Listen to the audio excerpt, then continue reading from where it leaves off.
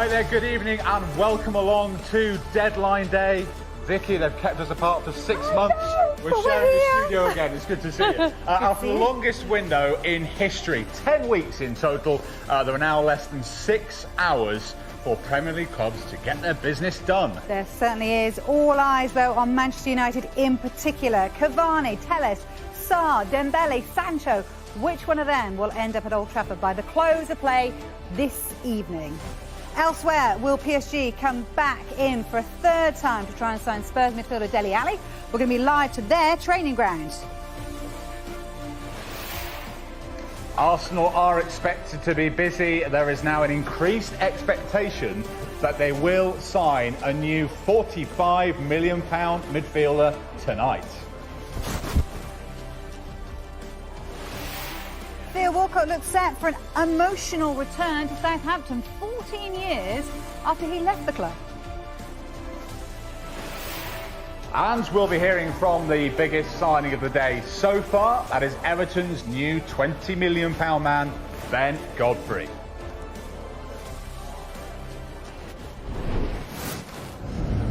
Right, let's start then, shall we, with Manchester United, who are closing in on 2 new signings this evening, but their business might not be finished there. Let's get to James Cooper. He's at Old Trafford, ready to bring us right up to date with what is happening. Good evening to you, James. Where are we? Less than 6 hours to go now. Is it just a matter of time until Cavani and Alex Telles are confirmed by United?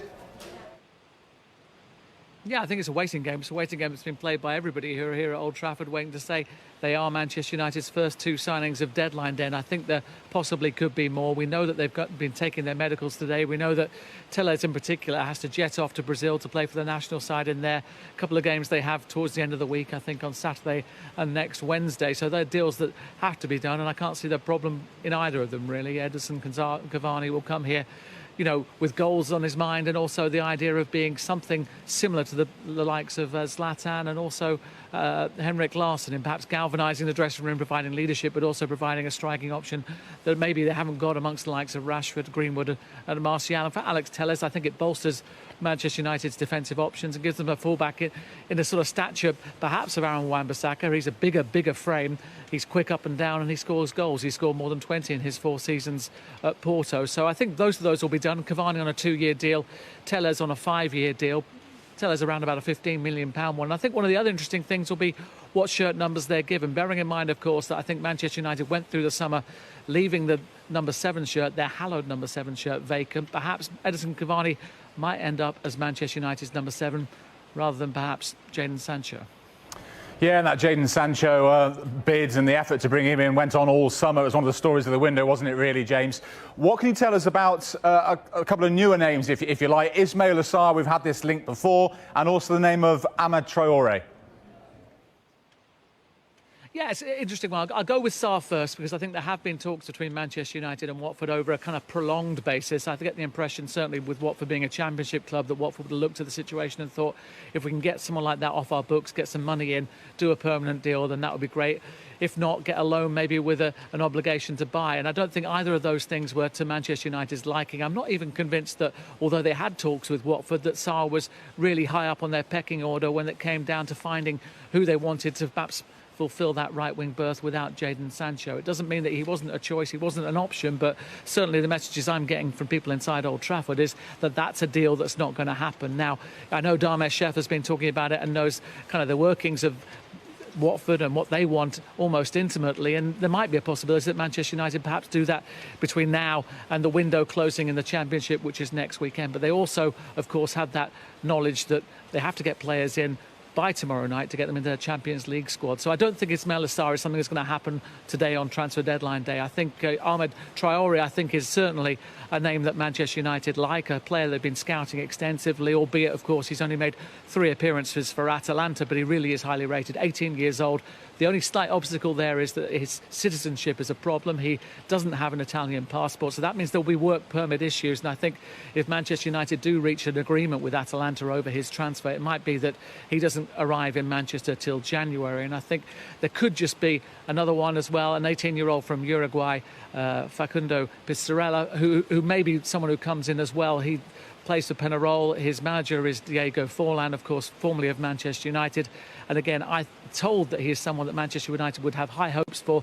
Might start away outside of the first-team squad, but be fast-tracked as an option. In terms of outgoings, major sticking points with the likes of Romero, with Smalling. I know there's plenty of chatter there, but so far no good in terms of them leaving Manchester United. And I think right now, standing here, it's more likely that the pair of those players remain at Manchester United and Old Trafford, and perhaps look to play bits and pieces games. And maybe with Chris Smalling and what we saw here at Old Trafford last night, perhaps gets back into the good books of Ole Gunnar Solskjaer and provides a real threat or an option to the likes of Victor Lindelof and Eric Bailly.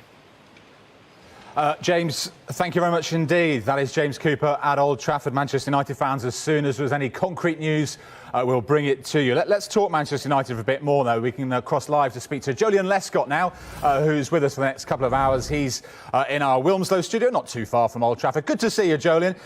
Let's start with Edinson Cavani, shall we then? Free transfer on his way into Old Trafford. Now, you've, I think I'm right in saying, come up against him before. What was he like to play against? Yeah, I was fortunate enough to come up against him in my first Champions League game for Man City. Obviously, his goal kind of record speaks for itself. He's prolific in front of goal, an exceptional talent. Has he still got the legs in order to do that in the Premier League? Time will tell if they do get the signing across the line. Big question, isn't it? I mean, you look at his CV, you look at his achievements, his goal-scoring record. You can't knock any of that, can you, Joleon? But at 33 now, as he is, do you think Premier League defenders will be worried about facing him now? Yeah, I think you have to give him respect. He's earned that right to have that fear in regards to his CV, as you said. Zlatan, there was question marks over him. Could he perform at the level he did or he had proven to do across Europe? The question marks will still be there for Cavani, but I'm sure given the opportunities to score goals, he will do. Is he going to come in there and provide a different threat to the likes of Martial? Of course. But in regards to what he brings experience, he brings a winning mentality, which is what Man United will need to be successful this season. You know, he's a big name, but we're talking about a striker here. United focusing on strengthening their attacking force. But do they really need to be looking at a centre-back for you, Joleon? Yeah, it's easy to say. They've struggled recently in regards to conceding goals. I heard before that Chris Smalling is one that should be one name that's recommended. He had an exceptional season last year. I don't know what he has actually done wrong in regards to performing well for Man United. Yeah, he's not renowned for playing out from the back, but defensively he's as good as anyone they've got there. So if I was Man United, I'll be looking to keep him, proving that what he did last season, he can be successful for them. Good stuff. Joleon, we'll speak to you much more over the next couple of hours. Thanks for now. Oh, no thank you from Joleon there. Anyway, you better thank me. Donna Chef is here. Arsenal could well be the busiest club today, and they could also make the most expensive potentially. Look, Arsenal fans are crying out for a deadline day signing. Are they going to get one? Possibly. Oh, potentially. Come on, they want more than that. Look, the whole summer long we've been speaking about Arsenal and their hunt for a midfielder. Houssam Aouar looked like the one they were after from Lyon. The Lyon president, Jean-Michel Aulas, said they've got a timid bid, we are not accepting it. And Aouar since said that he's staying at Lyon for this season. There was intriguing interest in Chelsea's Jorginho. Always looked like that would be a difficult one to do. But the one that has been a constant throughout the whole of this transfer window is Atletico Madrid midfielder Thomas Partey. But one thing that also has been a constant is Atletico Madrid saying the only way we do business is if someone meets the release clause. And the release clause for Thomas Partey is £45 million. It is our understanding today that Arsenal are pushing very, very hard to get this deal over the line. Now, the Spanish football expert who we had on earlier, he actually said that Arsenal have made contact with La Liga headquarters to say to them and indicate to them we will be meeting the £45 million release clause. Because Arsenal don't actually have to do any negotiation with Atletico Madrid here. They just have to go to La Liga and say, here's the £45 million release clause. We can now talk to Thomas Partey if he wants to talk to us, and then the deal can be done, and then the medical and the personal terms. But time is of the essence. 5 hours, 49 minutes to try and get this one over the line. But let me tell you, Arsenal are trying very, very, very hard to try and get this one over the line. OK, so that's potentially just the one coming in, potentially then? What about going out? So this has been the story of the whole window for Arsenal, trying to offload players to raise funds, but also to comply with the Premier League's non-homegrown players rule for players over the age of 21. Too complicated perhaps to go into now, but just to let you know what is happening at the moment. Sky Germany, their reporter, Max Bielfeld, who we know very well here, has just told me the window is shut now in Germany, and he has told me that the Sead Kolasinac proposed move from Arsenal to Bayer Leverkusen, which they were discussing, appears now to be off. We're still waiting for confirmation from that. I've got a message in with Arsenal to find out whether that is the case. Arsenal were hoping to bring in around £10 million for Kolasinac and take him off the wage bill as well. As it stands, and what I've been told from Sky Germany, is that one's off. Matteo Guendouzi, the window, as I mentioned, in Germany is closed. We're waiting for confirmation if his move from Arsenal to Hertha Berlin on loan has gone through, because Arsenal want to get rid of Guendouzi's wages off the books as well. The other one we're waiting to hear about is Lucas Torreira. That one looks a lot closer, a lot more straightforward, but you just never know on deadline day. So I'm guessing if those ones happen, though, then the Thomas Partey one becomes more... It looks like, look, it would make it easier, but it looks like Arsenal look like they've got the funds to be able to do the Thomas Partey deal. It looks like now it's just a matter of time as that clock ticks down. The Torreira one, he's been having his medical over the weekend in Madrid, ahead of a loan move with an option to move to Atletico. So still plenty of news to come out of Arsenal this evening, not least, can it be party time finally in this I like window? what you Thank did you. there. Well Third done. time I've used He's that. here all night. He'll keep us across everything. OK, Spanish football expert Alvaro Monteiro, who you were speaking about earlier, believes that Thomas Partey will have no problem adapting to the Premier League if he does join Arsenal. Well, I think he's one of the best midfielders in Europe for the next years. Is going to be after his two last seasons in Atletico de Madrid.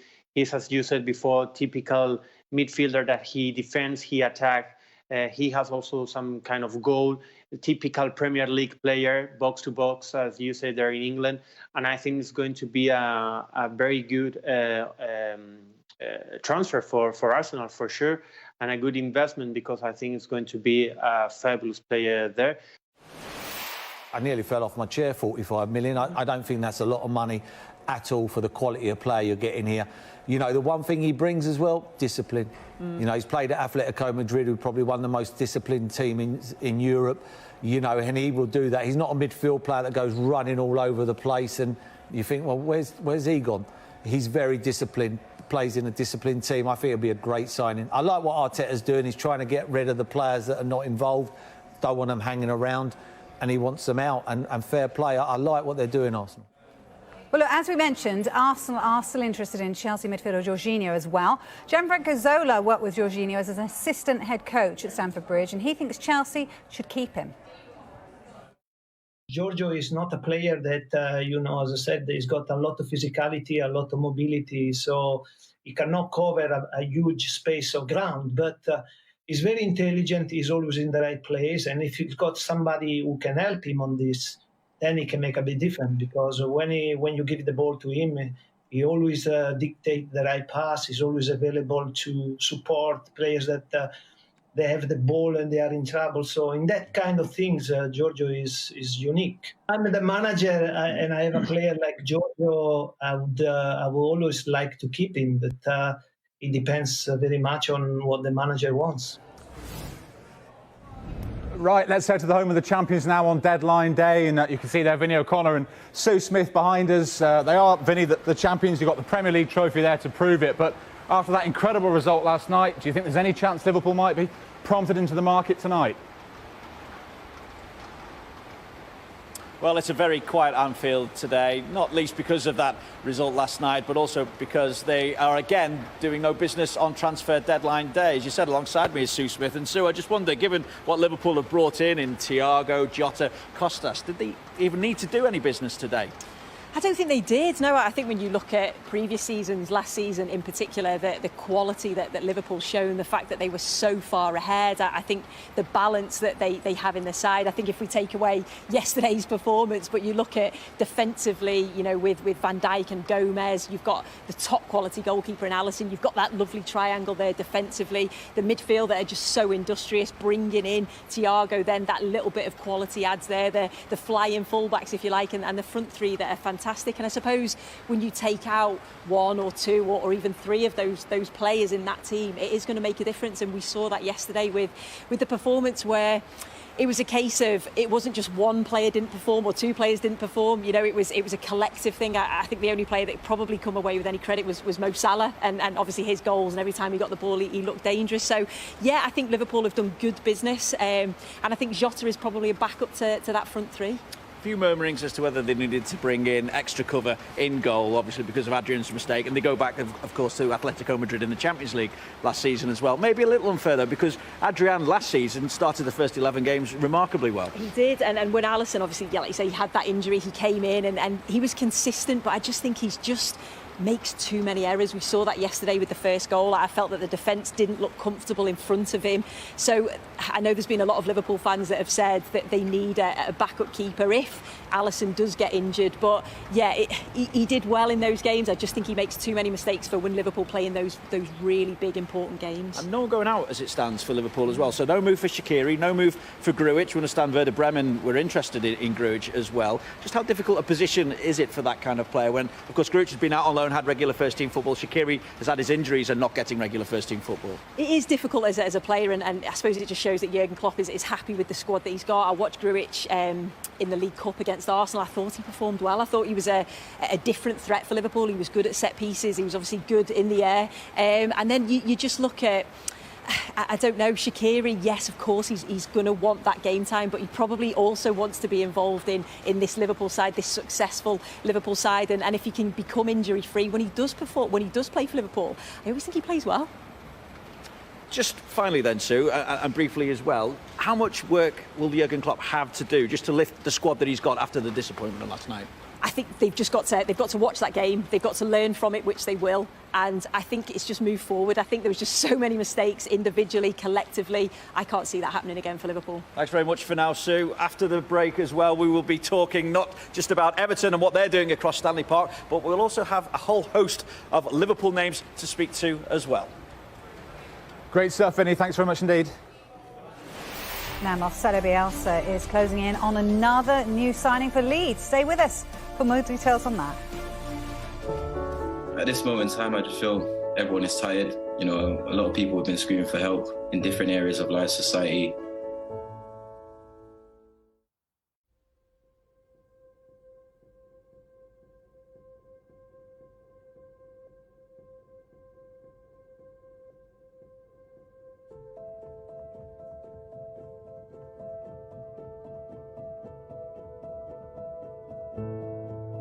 I hope you get AIDS. I've been called a dumb. F off, you chief pig-faced C-words. If I see your filthy black C-word. It's not okay to say some of the things people say on social media. It's vile, it's horrible, it's cowardly. It's usually sexist and racist. I didn't quite know how to process it or what I'd done to deserve it. You sort of go all hot and you feel angry, and it's very hard not to respond. Because ultimately all I'm doing is a job, but it's a job that I work really hard at. I've been called fat and that I put weight on when I was pregnant. I love how you wear makeup because you are so ugly without it. Hate and lover. Banana emojis sent to me. I've had the gorilla emojis sent to me. Why don't you F off back to where he came from and take the C with you? You'd never say it to my face in the street, so I don't know what gives people the right to say such cruel things. It was so abusive and so direct and hurtful. And I am sadly used to dealing with this. I come to expect it now on social media. Someone suffering with a mental health issue, what happens then when the damage is irreparable? Because you're on a television or a radio doesn't mean that you don't have feelings. We have to work together to try and put a halt to it. But I worry about those that don't have a thick skin, that haven't got a support network around them. Seeing the effects of hate campaigns, because one of my best friends took her own life.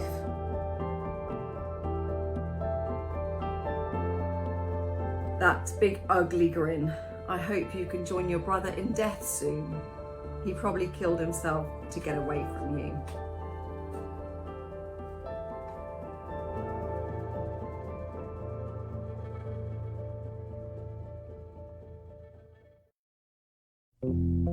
Yellow. For so long, it's been the colour of transfer deadline day here on Sky Sports News. But now, it's going to be green as well.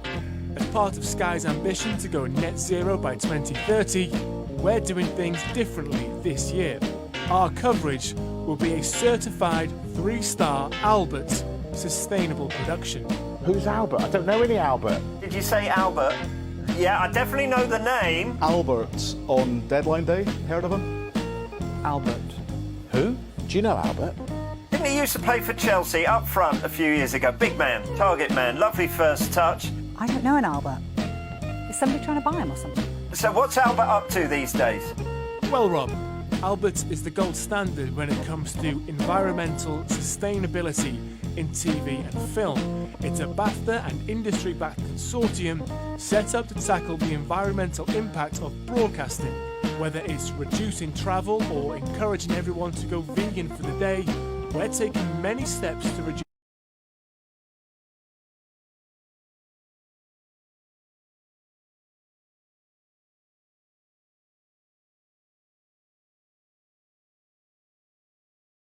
our carbon footprint to make this the greenest deadline day ever. So what's that? You don't want me to wear a yellow tie this year, you want me to wear a green tie? Okay, got it.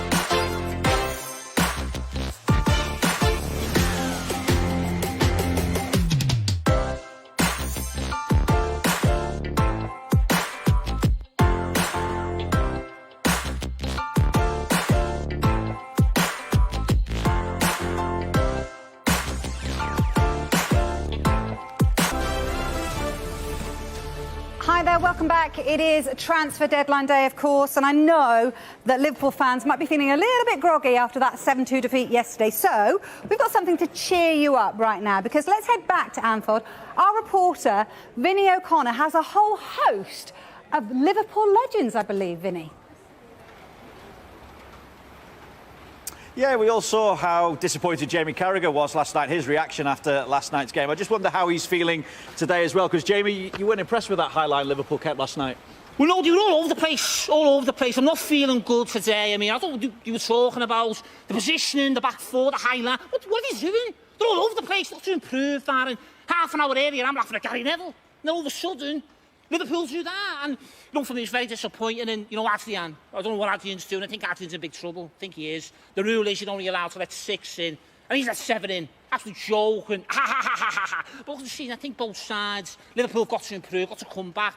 And Jurgen Klopp, you've got to look at Jurgen Klopp's position. You've got to look at it and go, what's he done? Since he's been here, what's he done? Apart from make Liverpool the greatest attacking team in Europe and win every trophy possible. Apart from that, what's he done? It's all over the place. Got to improve, Vinny. I just wonder what Brendan Rodgers made of it all as well. Disappointing weekend for Brendan. Of course, he came so close to winning the Premier League here with Liverpool as well. Well, I'm very proud to be here. Very proud. And certainly, Liverpool, Jurgen Klopp has done a wonderful, beautiful human being job there. He's a wonderful guy. Certainly great character. Not as, great as Kolo Touré, but certainly a beautiful human being. But look, Klopp's breaking a lot of records. A lot of records. He won the Premier League. I didn't win that. He won the Champions League, I didn't win that. And I conceded 6 goals against Stoke City, and he conceded 7, so he's even broke that record. So he's a wonderful, beautiful human being, but certainly, he's doing a very good job. Liverpool need to bounce back, but I think this season Leicester City will win the Premier League. Certainly very proud, me and Kolo Touré. I think maybe Liverpool could have done with an old talisman in Steven Gerrard last night, couldn't they? Yeah, of course. It was very disappointing to watch. I think if I'd have been on there, things would have been different. It was a difficult game, but Villa played very well. Realistically, there's times I think to myself, will Liverpool come in and ask me to go in and take the job? I've got great experience now.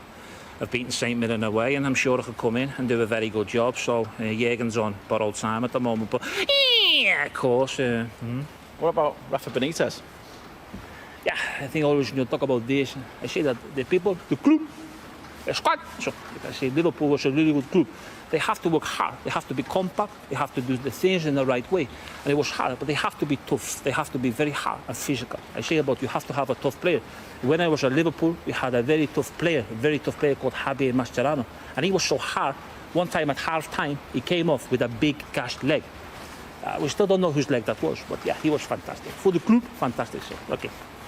Thanks very much for joining us, Darren. Darren Farley there, of course, bringing us the condensed Liverpool reaction from a host of legends in about 2 minutes or so. Brilliant stuff. Thank you so much, Vinny and Darren. Brilliant. Everyone in the studio laughing. I hope you enjoyed that at home. He's absolutely fantastic.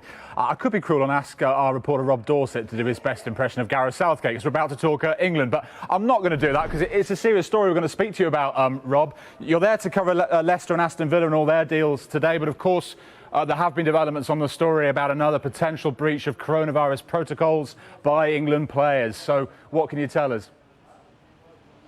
Jules, you don't want to hear my impressions, but I think Gareth Southgate is doing a very good impression of a very angry England manager right now. I understand he's absolutely furious that after what happened in Iceland, when, of course, Phil Foden and Mason Greenwood were sent home in disgrace to a large extent, having breached the coronavirus rules out there and gone outside the England eco-bubble, it seems like 3 more England stars have done exactly the same. Let's put it into context for you. Tammy Abraham was given a surprise birthday party on Saturday night at his home in London, a surprise party that he knew nothing about, but it's pretty clear from the photographs and the videos from that night that there were many more than just 6 people there, including Jadon Sancho and Ben Chilwell. So clearly in breach of the UK government rules, the rule of 6 was exceeded there. They're in breach of the coronavirus rules. And the England team and Gareth Southgate has decided to keep them away from the rest of the squad right now. The rest of the squad signed up at St George's Park earlier today around lunchtime, but those 3 players were told to stay away whilst the FA continues to investigate the circumstances of what happened at that party and to be sure that all 3 players pose no risk to the other members of the squad. Now, I understand that medically there is no problem for them joining because they will be all tested for coronavirus before they're allowed into the camp, as is the case with the rest of the England players. So as long as they tested negative, I don't see any reason why they couldn't join in, and certainly under UEFA rules, that's fine. But clearly Gareth Southgate is considering his options here and deciding whether it was in England jurisdiction that they breached these coronavirus rules, whether he has any comeback towards them, whether he wants to have that. Because bear in mind today we also heard that Raheem Sterling has pulled out of the England squad because of a minor hamstring strain. That gives him problems in wide attacking positions.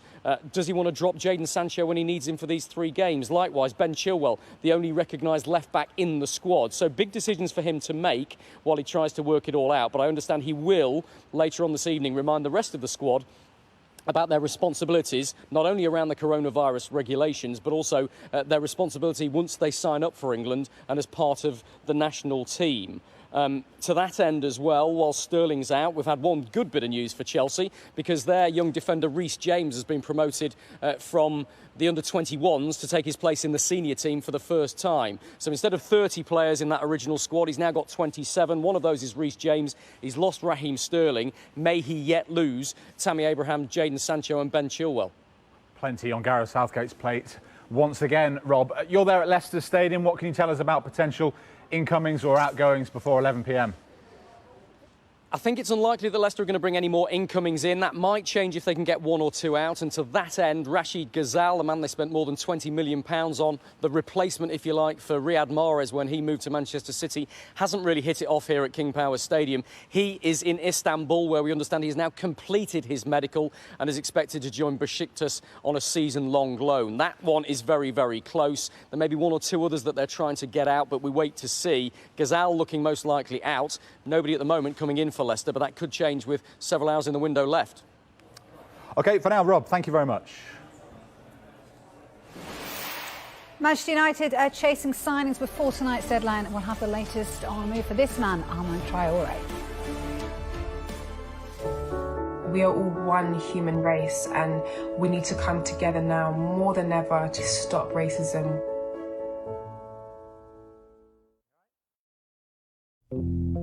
Yellow. For so long, it's been the colour of transfer deadline day here on Sky Sports News. But now, it's going to be green as well. As part of Sky's ambition to go net zero by 2030, we're doing things differently this year. Our coverage will be a certified 3-star Albert sustainable production. Who's Albert? I don't know any Albert. Did you say Albert? Yeah, I definitely know the name. Albert on deadline day. Heard of him? Albert. Who? Do you know Albert? Didn't he used to play for Chelsea up front a few years ago? Big man, target man, lovely first touch. I don't know an Albert. Is somebody trying to buy him or something? So what's Albert up to these days? Well, Rob, Albert is the gold standard when it comes to environmental sustainability in TV and film. It's a BAFTA and industry-backed consortium set up to tackle the environmental impact of broadcasting. Whether it's reducing travel or encouraging everyone to go vegan for the day, we're taking many steps to reduce our carbon footprint to make this the greenest deadline day ever. So what's that? You don't want me to wear a yellow tie this year, you want me to wear a green tie. OK, got it.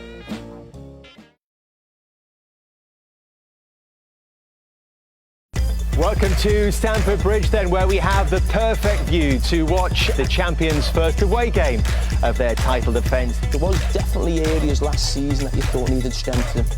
I just hope we get goals. Today will be a tough game for Chelsea.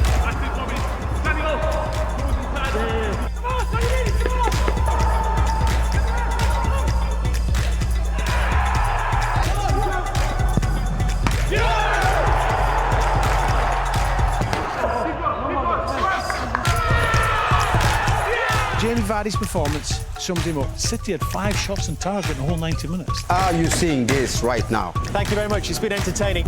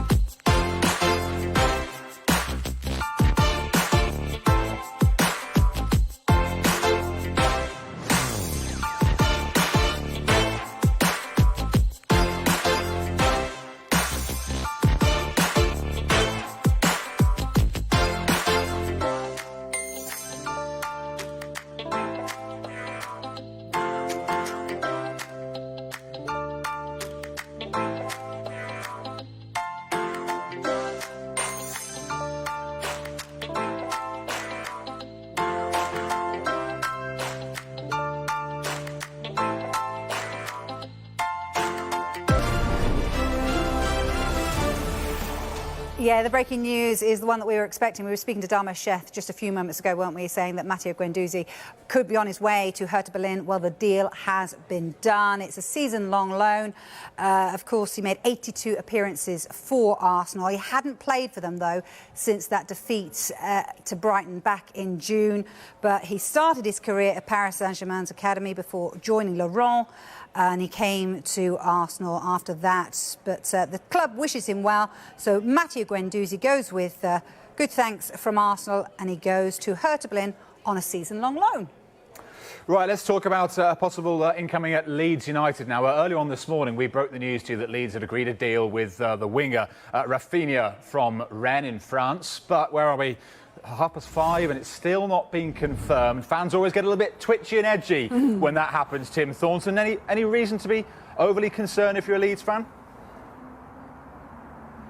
I don't think so, but deadline day would be boring if these deals were done in literally hours. It's taken a little bit of time, but let's not forget he played yesterday for his side in France for Rennes. They drew 2-2, he scored and assisted.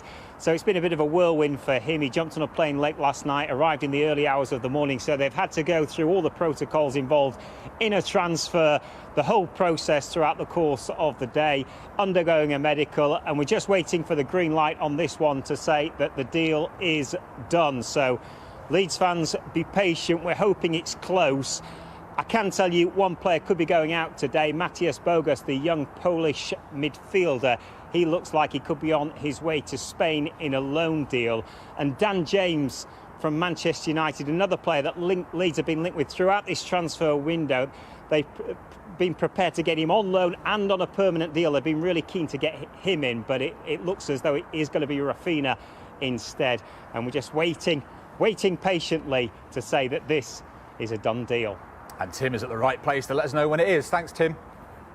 Let's head to Tottenham now. They are often busy on deadline day. Can we expect any new arrivals there, I wonder? The man to tell us is Paul Gilmore. With his brolly, it's chucking it down across the country, isn't it, tonight? Paul, I mean, Spurs fans have already seen Gareth Bale, one of the biggest names in world football, come back through the door. So it's not been a bad window, but anything to get them excited tonight, do you think? I think the only thing to get them excited tonight is the fact that they're still living off that memory of 6 goals against Manchester United at Old Trafford last night and 7 goals on Thursday in the Europa League. They're scoring goals for fun, aren't they? And we talk about incomings at Tottenham. We talk what would complete the puzzle for Jose Mourinho, and completing that puzzle would be to add a centre-back, and there's no doubt that Tottenham have been working behind the scenes to try and give Jose Mourinho his wish, and it really would make a 9 out of 10 window and turn it into a 10 out of 10 window. But as things stand, things looking very unlikely as the hours tick by and time runs out. People like Milan Skriniar will definitely not become a Tottenham player in this window. The valuation was just too far apart to what Inter Milan wanted. Antonio Rudiger looking increasingly unlikely as well. A whole host of targets. Joe Rodden of Swansea. Kabak, the Schalke defender. All of these targets and many more, and nothing really has come close to get over the line. But I can say there is no panic here, and we know Tanganga has had his injury troubles of late, but Tottenham do feel privately with Eric Dyer, with Tanganga, with Alderweireld, and Ben Davies as well, somebody who can cover that left-sided centre-back role if required, if they do have any further injuries. So there's certainly no panic here. It has been a good window for them. Gareth Bale, you mentioned being the standout. But that's where we stand at the moment, and that's what we're looking at the moment, edging towards sticking with 6 signings. 6, of course, a really good number for Tottenham this weekend. Yeah, indeed. So 6 incomings. What about outgoings then, Paul? Well, outgoings, we still wait to see what happens with Danny Rose and Paulo Gazzaniga. Gazzaniga could well leave before tonight's deadline, perhaps on loan. Danny Rose as well. He's always been difficult to move on when Tottenham have made him available in previous windows. Of course, he did make that move to Newcastle. Some talk of Porto being interested in him. We're just waiting to hear what will happen over the next couple of hours with Danny Rose. Ryan Sessegnon has already made his way out, officially confirmed as a Hoffenheim player today on loan until the end of the season. In fact, he has been speaking about what he hopes to achieve from his season-long loan in Germany. I'm very excited to get going. You know, it's a club that produces young players into big players in one of the most competitive leagues in the world. So yeah, I'm very happy to be here and can't wait to get going. To come here and play a lot of games, you know, and to get minutes under my belt, develop under a good manager as well. So yeah, can't wait to get going. So Ryan Sessegnon is gone, at least for the season. And one player who will not be leaving today, and that is Serge Aurier. Good stuff, Paul. Thank you. OK, Kaveh Solhekar is here to talk all things Chelsea. Now, we know that they've got to offload some players. Antonio Rudiger, going, staying? What's he doing? Look, at the moment, it looks like he is definitely staying. It's a bit of a strange case, Antonio Rudiger, because last season he was a first-choice centre-back at Chelsea. But I think he's kind of fallen out with Frank Lampard over the past few months, so much so that he keeps being left out of their matchday squads. Now, lots of clubs were interested in signing him on loan. Clubs like PSG, Roma, Spurs. I don't think that was ever a runner, because Chelsea historically don't do business with Spurs. There's a bit of a bad feeling there. But the latest information we're getting just in the last few minutes, my colleague Dharmesh Sheth is close to this deal, like he's close to a lot of deals. Yes. And he is telling me that the people close to Antonio Rudiger at the moment are very relaxed. As far as they're concerned, it looks like he will be staying at Chelsea. And I think the main reason is because this window is now closing on October the 6th. It's only, 2.5 months before the next window opens. So as far as Antonio Rudiger is concerned, he's got this opportunity now, 2.5 months, to try and get back in the Chelsea squad, to prove to Frank Lampard that he deserves his place in that team. If not, then he can revisit the situation and in January maybe move somewhere else. But at the moment, we're being told it looks like he's staying unless something extraordinary happens in the next few hours. But not Spurs. New business between these two clubs, which I find extraordinary. But anyway, that's another story. Tammy Bakayoko, what about him? Because we see him go on loan a lot. Is he going on loan again? I mean, he is an amazing story. Chelsea signed him for £40 million 3 years ago, and he didn't have the impact at Stamford Bridge that everybody hoped he would have. He went out on loan to AC Milan, he went out on loan to Monaco, and today he is in Napoli sorting out a loan move. So another loan move for Tammy Bakayoko. He'll be at Napoli for the rest of the season. Lots of other players as well who could have been leaving Chelsea today. Hudson-Odoi looks like he's staying. Ruben Loftus-Cheek, still a lot of interest in taking him on loan. Clubs like Fulham. Malang Sarr, the young centre-back, he's going on loan to Porto. And also still question marks about Emerson, Alonso and Kepa, but no takers at the moment. All right, brilliant stuff. Thank you, Kaveh. Right, let's update you on what's happening with Theo Walcott this deadline day. On his way back to the club where he really made his name as a teenager, Southampton, of course. Let's find out the latest with him from Rebecca Williams, who, as we deliver deadline day in a more sustainable way on Sky Sports News, is covering Southampton and Brighton from her office at home today. Good evening to you, Becky. Where are we with Walcott's return to Southampton then? Yeah, I certainly am. Well, I'm hearing that he's now arrived back down south. He's undergoing his medical as we speak. It's all looking really positive, this. Expecting this deal to be done by the deadline at 11 o'clock. It is, of course, a loan move. We understand that both clubs will then split his salary 50-50. And what a great reunion it will be for Theo Walcott, because, of course, he started his career in the Southampton Academy. He moved up through the ranks. And actually, he is their youngest first-team player at 16 years and 143 days. So what a record. He was playing in the Championship at the time, but actually it was Harry Redknapp who promoted him to the first team, who we've got on a bit later on. So it will be interesting to get his thoughts on Theo Walcott's potential move back to Southampton. So we've got our eyes peeled, we've got our ears to the ground. We'll keep you updated on that, but it's all looking very, very positive at the moment. And of course, he seems to have fallen out of favour slightly with Carlo Ancelotti as James Rodriguez has joined the side. So it would be a really good move for him.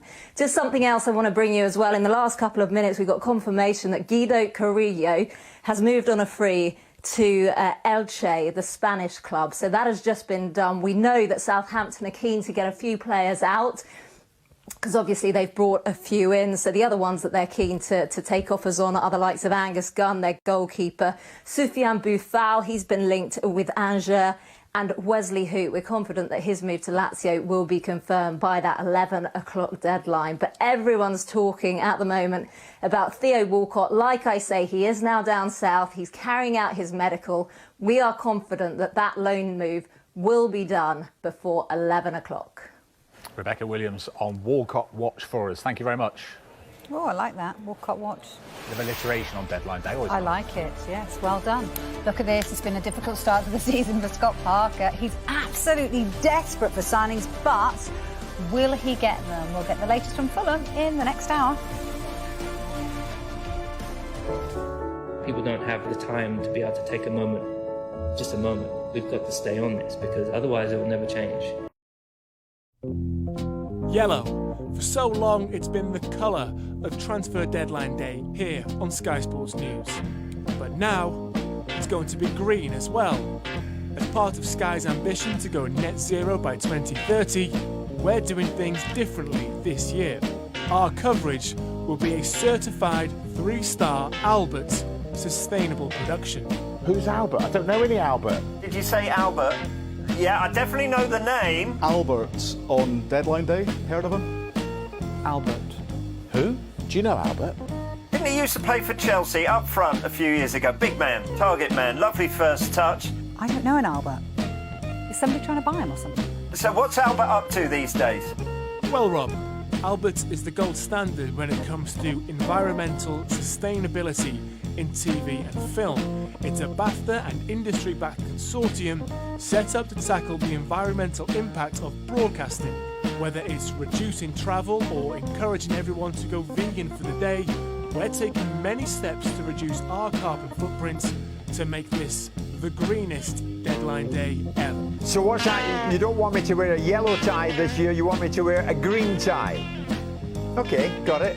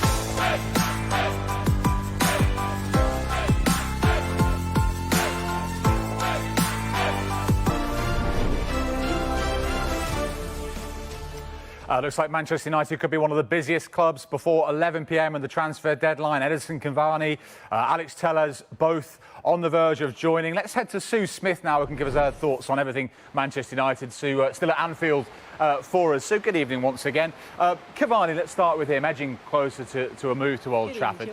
You know, 33 years old, but what a CV he's got, the goal-scoring record he's got as well. Is this a good signing then for United, or the fact that they're signing a player on deadline day itself who's been looking for a club all summer, does it also have an air of desperation about it? It does, Jules, and I think that's what's been frustrating Manchester United fans, isn't it? That they've left it so late. Yes, they've brought in Van der Beek and added to that central midfield area, but is that actually where they needed to add? Yes, he brings quality, but I look at Cavani and I do think it's a last minute. It's something that, yes, they want to bring in a striker. He's 33 years old. He is a proven goal scorer. We know the qualities that he's got. He has been world class, playing for PSG, playing for his country, Uruguay. But it just seems a little bit desperate from a Manchester United perspective. And you can understand why, like I say, the fans have been frustrated with the transfer window yet again. But what he will bring is he will bring goals. Jadon Sancho would have brought a lot of strength if he'd come into Manchester United. It's one of the deals we've been tracking all summer, and here we are on deadline day. I don't think it's going to happen. But if he was United's #1 target over the summer, yes, it's a big fee, but it's Manchester United. Why didn't they just pay the money, do you think? It is, and I can understand in these times where I think everybody's been affected, haven't they, by the coronavirus. But, of course, he has been your #1 target from the very beginning. We've kept talking about, is Jadon Sancho going to sign for Manchester United? And, again, it's just frustrating that hasn't got over the line because they haven't paid the fee. They didn't do it in time. And, of course, he would have brought so much quality to that Manchester United side. But you look, where do United need to strengthen? They need to strengthen defensively. I think we all saw that yesterday in the game that we watched. It's great bringing in these attacking players, but they have to strengthen defensively in my opinion, that the centre-half position and also the left-back, which obviously, you know, Telles is potentially going through. So I think if that goes through, that's another good signing for Manchester United. But a centre-half had to be priority. So I'm so surprised that hasn't happened. Yeah, and finally, Sue, so many questions about United's transfer policy, and this is an issue that comes up window after window, but the fact that they do not have a director of football, would it have been a different scenario had they had one? I think so, and I think that has to happen. When you see it every transfer window and you see it's going down to deadline day and they're scraping around trying to bring in these players that they're clearly not their first choice players, because if they were the first choice players, they would have done it so much earlier on. And like I say, Van der Beek was a great signing to bring in and to bring him in when they did. But now you're bringing in Telles, you're bringing in Cavani, you're looking, do we need another centre-half? Yes, we do. Are we going to bring that in? So it's frustrating from a Manchester United perspective. And of course, if they have that director of football in place, you would say that these sort of things wouldn't be happening and they shouldn't be happening for a club of Manchester United's calibre. OK, Sue Smith in the rain on Merseyside. Thanks very much indeed. Cheers, Jules. Yeah, I reckon it's still raining in Manchester as well. Let's turn our attention to them then. And Manchester City, Ben Ransom is in the dry, though, but has been monitoring any comings and goings. It sounds like it, though, Ben, that there's going to be more goings this time around. Yes, exactly that. I think Manchester City, they like to do their business well before deadline day. And I think with that signing of Ruben Dias, they did just that, because he was always going to be, or certainly a centre-half was always going to be their marquee signing. And when Dias became the best of the options they looked at, the most affordable, especially with Nicolas Otamendi going the other way, he was essentially going to be the end of their major business. So it is about what the squad looks like going into the rest of the season, because Eric Garcia is really interesting. Now, the clock is ticking on his time here at Manchester City. Not only is his contract up at the end of the season, but we know that Barcelona have a firm interest in him. But up until now, they've not met the valuation that Manchester City have placed on Eric Garcia and the value he adds to their squad for the season, even if they are potentially going to lose him on a free at the end of the season. So, as it stands, he's staying here at Manchester City. However, the interesting part about this is he's away with Spain now, with the national side in Spain. So logistically, it does mean that Barcelona, if they want to do some late business, if they are able to find an agreement with Manchester City over a value for Garcia, could get this deal done tonight. So that's an interesting one to watch. Also, interesting to watch the future of Tosin Adarabioyo, a player that's interested Fulham, among other Premier League clubs over the summer. Now, we expect Fulham to be the main team looking for his signature this evening, but it all depends on what other business they're able to do. How many central defenders Scott Parker's able to bring in before the deadline. So 2 central defenders, potentially 2 departures. The clock ticking. Yeah, the clock ticking indeed. Thanks, Ben. As if by magic, I can click my fingers and change to Jolyon Lescott. Yay! Jolyon, look, good to have you back. Looks like Eric Garcia could then be going. Is this a good move, do you feel, for both parties if he does? Evening, Vicky. Yeah, well, I think Eric's made it clear he wants to go back to Barcelona, where obviously he started his trade in regards to academy football. And if that's the kind of goal for him, then I'm sure both parties will look to make that happen. Is it a good thing or a bad thing that he's made it known he wants to go back there, and there's only kind of one club in the race kind of thing? So does it bode well for Man City in regards to holding out for the money or the value that they think is warranted of Eric Garcia's qualities? Yeah, look, we know they've got problems at the back. You know, Pep Guardiola spent over £100 million on the 2 players he's got there at the moment, Aki and Diaz, over £400 million on his defence. Are you happy with what he's got on the 2 centre-backs, though, this time around? Yeah, in regards to Aki, I think that was a sensible acquisition. He's a proven Premier League player. He can play multiple positions, so we've seen that on the weekend, and I'm sure that'll be the case going forward. Was he coming in to replace Laporte? I don't think so. So the fact that he can play as a left-back and offer a bit more stability defensively than Mendy, and also play in midfield, which he's done for the national team. So in regards to Ake, I think that's a sensible acquisition. Like I said, Ruben Diaz, well, obviously only time will tell. He's coming from a winning team, so he has that mentality, and that's what was looked for in regards to the recruitment side of it. So he's a stature, he has a physical presence, so I'm sure he'll be able to compete in that element. But in regards to will he be the answer to Vincent Kompany, which is everybody wants to know, only time will tell. Brilliant stuff, Jolyon. Back to you shortly in the next hour. Thank you. Yeah, more from Sue Smith and the brilliant impressionist Darren Farley will join us again in the next hour too. And we'll have all the breaking transfer news. This hour we brought you news that Matteo Guendouzi has left Arsenal on loan. One midfielder out. Could that mean another is on his way in? Maybe a £45 million arrival from Spain. It'll be party time if so.